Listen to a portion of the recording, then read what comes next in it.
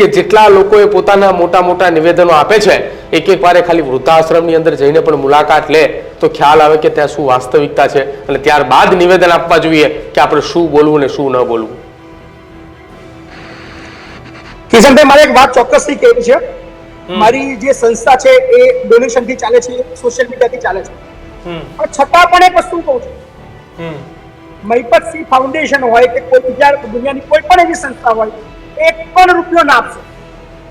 તમારે જે રૂપિયો આપવો છે, તમારે જે દાન કરવું છે, એ બધા જ પૈસા તમે તમારા માતા પિતાને ખુશ રહેવા માટે વાપરો. ક્યાં વાત.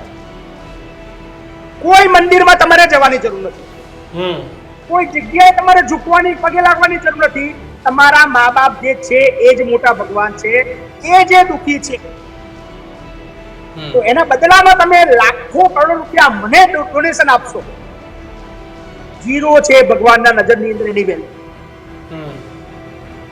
તમે એના મર્યા પછી આ બી આપણા દેશની અંદર બહુ જબરદસ્ત છે અને ઘણી વાર હસવું આવે. નજરે જોયું હોય કે એની મમ્મીને ક્યારે સારું જમવાનું નથી આપ્યું.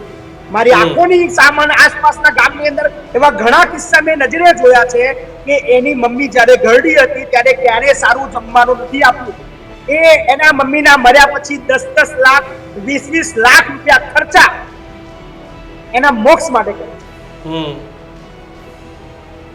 એના નામનો ગેટ બનાવવો, એના નામનું મંદિરમાં દાન આપવું, એના નામનું મહિપતસિંહ ફાઉન્ડેશનમાં કે બીજી કોઈ ફાઉન્ડેશનમાં પૈસા આપવા.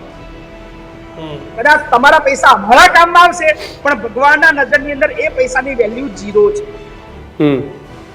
તમે જે કમાવો છો, તમારી પાસે જે પણ છે, એની પર સૌથી પહેલો અધિકાર તમારા મા બાપ. મહિપતસિંહ, લાગે છે ક્યારે વૃદ્ધાશ્રમો આખા ગુજરાતમાં આખા દેશમાં બંધ થઈ જશે આનો અંત છે?